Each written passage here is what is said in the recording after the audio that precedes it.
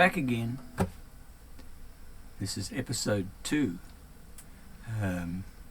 Christian Blake producing.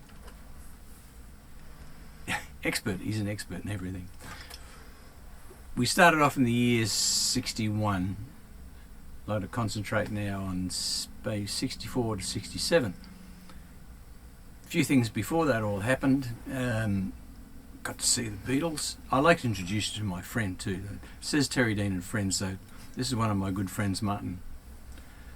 Got to see the Beatles live with Laurie Arthur. That was pretty amazing. Laurie and I went to see the Rolling Stones at the Palais and the early show, 6 o'clock show, the Roy Orbison show it was. And then we headed off out to the Springvale Town Hall to do our regular Thursday night thing out there. Saw the Beach Boys live on a big surf special and played lots of dances, lots of clubs, Colac. We went all over Victoria actually playing different dances with the Laurie Arthur 4. I also travelled and played with other bands at different dances all around the place. But around about 1964 everything changed in Victoria. There's two guys, two unlikely heroes.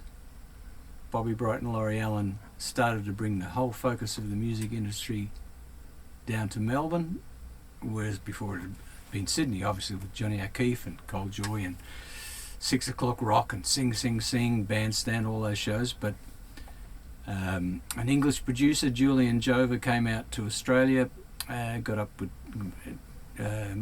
Dennis Smith to do a teenage show on Melbourne's new TV channel, Channel O, which is owned by Reg Ansett and built in Nunawading, huge studios out there. Just a big single-story building. That's where Neighbours was all produced, and I think it probably still is out there. But in those days, 1964, it had just been built, no landscaping, so we walked over mud and everything to get to the studio. But the buzz went around that there was going to be a new teenage show, so everybody in the business was a bit excited about how can we get on this. Originally, the Premiers, I believe, were slated to be the backing band, but on the night that the producers, Julian and Dennis, went to Malvern Town Hall to talk to the Premiers, the Strangers just happened to be on the same program that night, because they always had a couple of bands on. I don't know how Peter Robinson organised that, but he's a pretty good operator. And the Strangers became the band that was to do all the music, which was fortunate because they had such talent, with Peter Robinson as an arranger and bass player, of course John Farrer and Freddie and Garth Thompson, wonderful drummer. They learned very quickly how to arrange music and have everything ready, because the Go Show ended up being half live, half pre-recorded. Occasionally someone would have a record that they might mime, but for technical purposes, if you're on the show and you did 2 songs, you'd pre-record one song and you'd do the other one live. It was it's just a magic moment, because Channel O was just a brand new studio. It was most of the other television studios were repurposed buildings, but this was a purpose-built television studio by Reg Ansett. He had his own helicopter landing area out there, and it was a beautiful building, just in typical 60s style. They had the first video recorders out there. Before that, they had a thing called Kineoscope, which is this film. They just used to film what was coming off the TV set. If you see copies of old TV shows, so they video recorded the shows, but they had to be done in a live format, because the video recording had to be formatted and they did 15 minutes. They had to go A to B, 15 minutes live. They couldn't edit, stop, and do that kind of stuff. Most of the singers on the show were picked out on a Sunday night down in Morty Alec. There was a dance on Sunday night there, and the producers were going there, and I think all the singers in Melbourne turned up to sing a song and get on the show. I got on to show number 2. Alan Field was the compere. Alan Field came out to be compere on the Beatles concert. In those days, if there was a major show on, there was always a compere who'd come out, tell a few jokes, introduce the band, and do whatever. Can't imagine that at a Taylor Swift concert or a Foo Fighters concert or something like that. Comes someone coming out telling a few jokes, and here she is, or here they are. But that's how it was in those days, and as it was at the dances too. There was always there's one of the classic guys back that time was Bobby Shaw. Bobby Shaw was he was a compere at so many dances. I haven't seen or heard of Bobby for a long time. I'm not too sure where he's at, but he was a great. And also, I remember one night at the Plaza Dance, which I said was outside. Last time I said it was outside Essendon Town Hall. It's outside Essendon Station is what I meant. But Bobby was there comparing and singing. And I remember one particular night it came along, and instead of his hair being all brushed back like it was normally, he had it all combed down like that. I said, "What's going on? That's just not done." The only people that had combed their hair down like that in those days were jazzers, and that was never long. It was always short and neat, like Dobie Gillis, if you remember Dobie Gillis. And I said, "What's going on with the hair?" He said, "There's this new band I've just heard called the Beatles, and you're going to hear of them. Don't worry about that." And so I've never forgotten that little statement. That was before I'd ever heard anything of the Beatles. But Alan Field was the Beatles compere, and he stayed on and was the compere of the original Go shows. Lovely bloke and great compere, and I think he married an Australian girl and eventually went back to England. But one of the things they did in the early Go shows, at the end of the show they would have a top 10.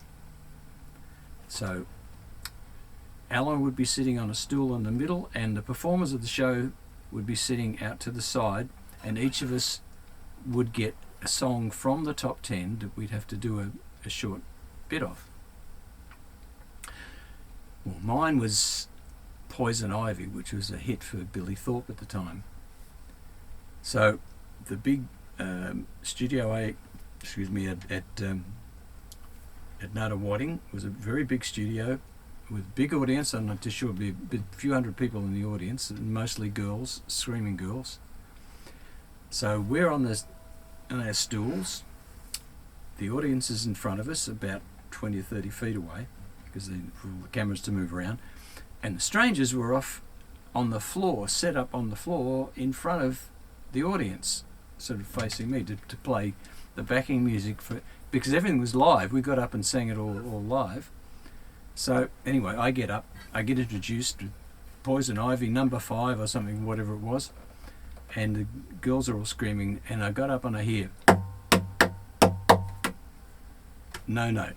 Bang, bang. So I started singing, and then I heard the band come in, and we were in totally different keys.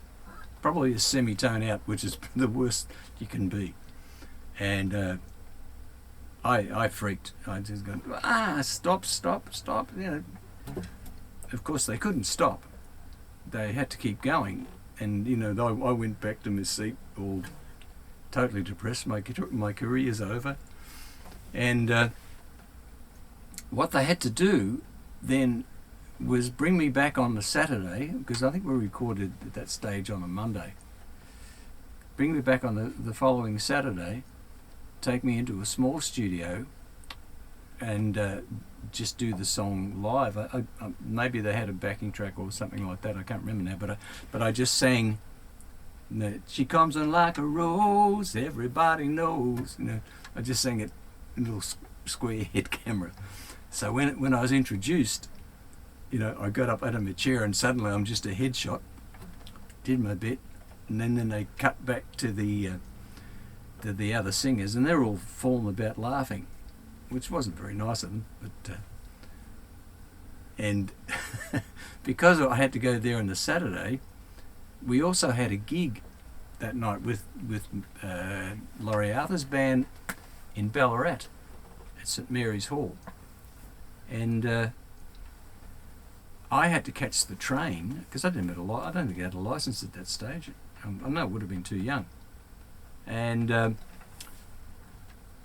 had to catch the train, the 6 o'clock train from Spencer Street to Ballarat, in the middle of winter. I had my suit on and whatever I was wearing for the show, because he didn't carry suit bags and stuff. Anyway, it was the after the football train. I think Collingwood had played or something that day, and in those days every team played on the Saturday. But all the football crowd was heading back to Ballarat. It was an exciting trip, I can't say. We did the gig, and then had to return to Melbourne in Laurie Arthur's. Laurie plays a big part in all these stories. He's played a very important part in my life. We had such a love-hate relationship over the years, mostly love. And anyway, Laurie had a combi van. So we're all coming back in the combi van, and I was driving because I think I was sober. And it was not only a foggy night, it was snowing coming out of Ballarat. And coming out of Ballarat in those days was just a two-lane highway, standard highway, and the wipers didn't work on the combi van, so I had to drive leaning forward over this thing with my hand out the window, reaching right around just to wipe a little bit so I could see where I was going. How we survived some of those trips in those days, I don't know.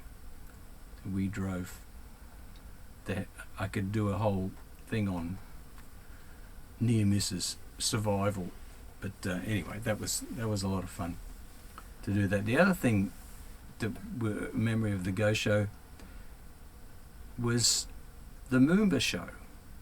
It was like I don't know, they said about 100,000 people at the show, and Johnny O'Keefe was on, but Normie Rowe was the star. Now Normie was the big star. I mean, this is a Go Hitmakers album here. That's the Cherokees. There's Bobby and Laurie, Billy Adams, good mate. I actually cut his hair on the show. I'd love to see that. Billy had his big bouffant hairstyle, and by the end of the show I had him looking like Errol Flynn. So I started cutting, when we started taping, and then I finished it all off by then. Billy Adams and there's me looking, and the Henchmen, Peter Briggs and the Vikings, Yvonne Barrett. I love what Julian Jover wrote. I've got my glasses on it. Every show has its offstage comedian. Terry Dean filled that role on the Go Show. No matter how long the session or how late the hour, follow the laughter and you'll find Terry, a great asset to any show or any album. Doesn't say anything about me singing, but that's right. Anyway, we did and the reason these are Go Hitmakers, of course there were plenty more, but this was, all these artists were on the Go label, which Ron Tudor ran. Ron Tudor had so many famous records with Fable and W&G and everything before that, and Astor Records. But Ron Tudor ran the Go label for Horry Dargie, who was my manager. Horry Dargie was a very famous harmonica player with his quintet and quartet. The Go Show was produced by DYT Productions. It was Horry Dargie, Arthur Young, and John Tilbrook. Arthur Young was a orchestra leader and piano player. I'm not too sure about Tilbrook. Someone could fill me in on that, but they initially had offices in Russell Street, and then moved to Carlton,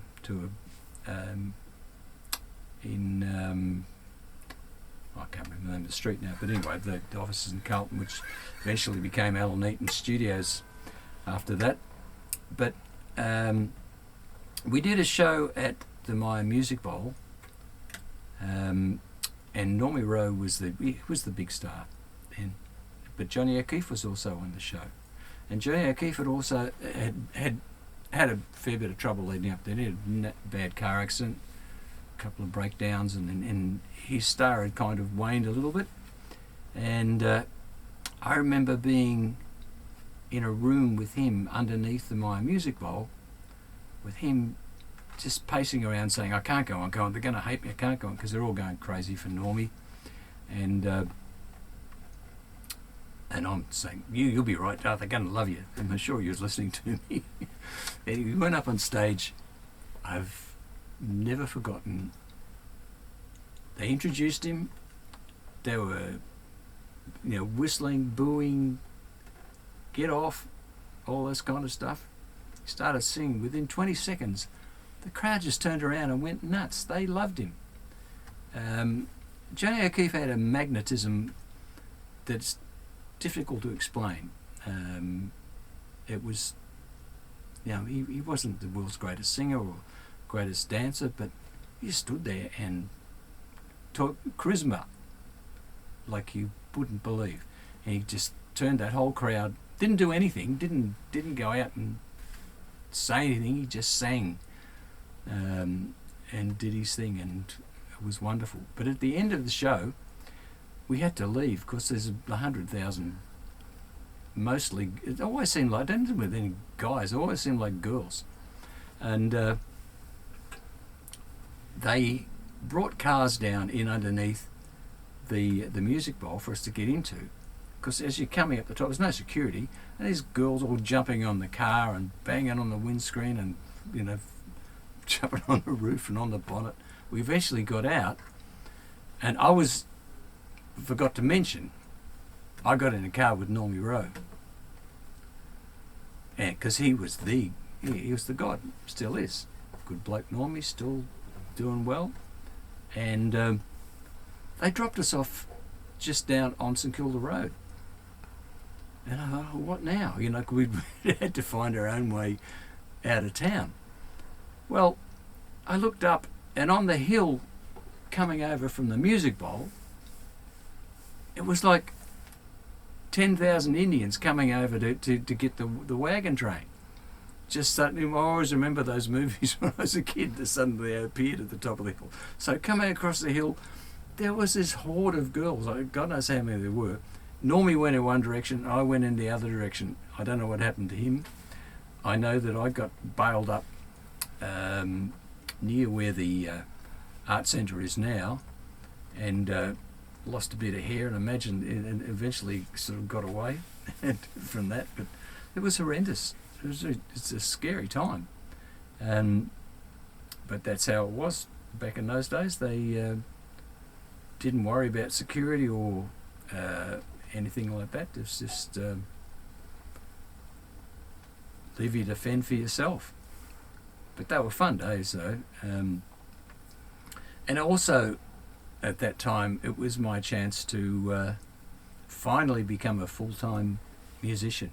I was finally able to give up work, because I'd be running all around the place, go to Tassie to do shows, and up to South Australia to do shows, and up to Sydney, and I'd be ringing up Myers, because I was an indentured apprentice. Pretty serious stuff in those days. You couldn't just change your mind and leave. I think they put you in the stocks or something. But eventually, I rang up one day. I said, "Look, I can't get in today. I'm stuck in Tassie or something." And the boss said, "It's probably best if you don't come back." So I then, being a pragmatic person, there was a nightclub called the Surf Rider.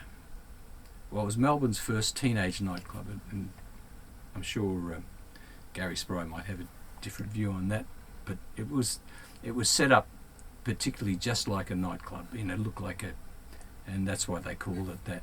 No license, of course, no alcohol, but just tables and chairs and simple food and was being served. That was on Beach Road, Black Rock. After the Surfrider, it became John Hancock's restaurant. So I think it's gone now. Before that, it was probably a restaurant as well, or some wealthy person's family home. It's a beautiful place. It's set up high off Beach Road, and I got a room upstairs for bed and breakfast. I had to go down and do one show a week, so I was set for somewhere to sleep and for breakfast. And there was a hamburger shop up the road which served the best hamburgers, so I was well looked after there. I wasn't going to starve or sleep on the street because I didn't have a job. I was a full-time musician, and I had one thing about the Surfrider, I should tell you, the Easy Beats. Ron Blackmore was looking after Bobby and Laurie, who were the big stars. He was the one. I did see the documentary or show about the Easy Beats, but from my memory, Ron Blackmore brought them to Melbourne, and their first show was actually at Surfrider, because that's where I saw the Easy Beats, just on that stage there, and I'd never seen anything like it. They were wonderful.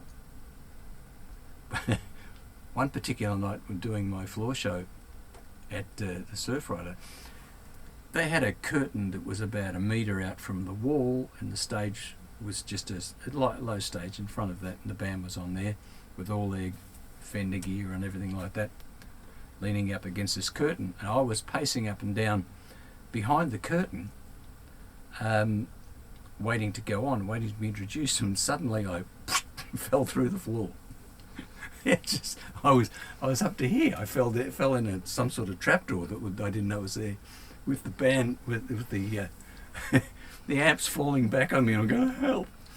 And eventually I got out of the hole and had to go on stage and start singing. It was just one of the risks you take in this business, as you get along. But one of the other things I did while I was living at Surfrider was I worked in the local barber shop on Friday afternoons and Saturdays, because I ran into a man that had actually introduced me to hairdressing many years ago when he had a shop in East Preston, in Plenty Road, and he had a little local shop, and he said, "Oh, will you come and help me on Fridays and Saturdays?" And I said, "Well, I'm free." That was an experience I wouldn't want to do again, working in a barber shop in the 60s, because long hair was the in thing. Suddenly everybody waited for me to be, poor old Murray, no one wanted him to cut his hair, because they all wanted to get their modern Beatle haircut. But it was a fun time, and there's lots more stories. I managed to get myself a Mini Deluxe, and travelled all over the place, many adventures in the Mini, doing go show things and everything like that, and I'll tell you about that in the next episode. The Mini Deluxe era. See you then.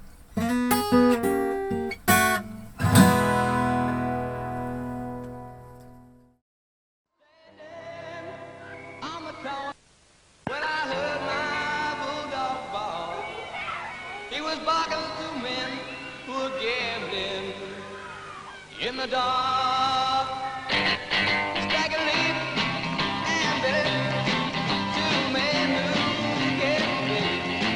Stagger leap through a 70s wall that beats away. Stagger leap, right Billy, I can't let you go with that. For you want all my money and my brand new Stetson hat. Stagger leap.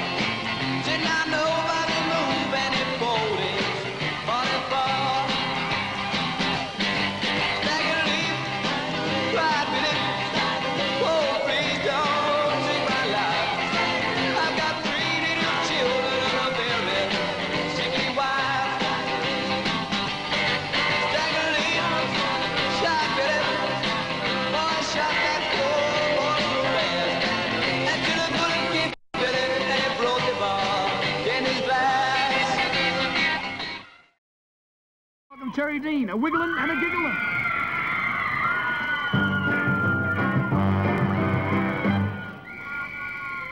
Over there, that one with the long black curly hair. To tell the truth now, boy, don't she look fine? She can drive a good man right out of his mind. Ain't that right? Just a wiggle and a giggling, she knows what to do. Someday that pretty little thing gonna break a man's heart in two. See the sassy little dish with the ruby lips. She sure does know how to shake them hips. Tell the truth now, boy, don't she look fine? She could drive a good man right out of his mind. Ain't that right?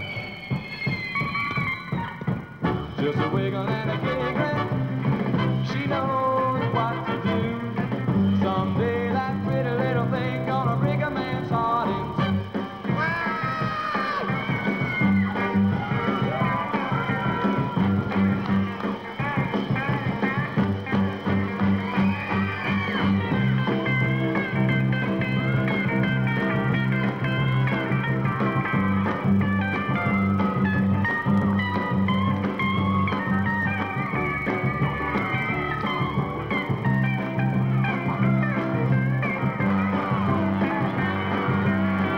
See the cool boss chick over there in the corner,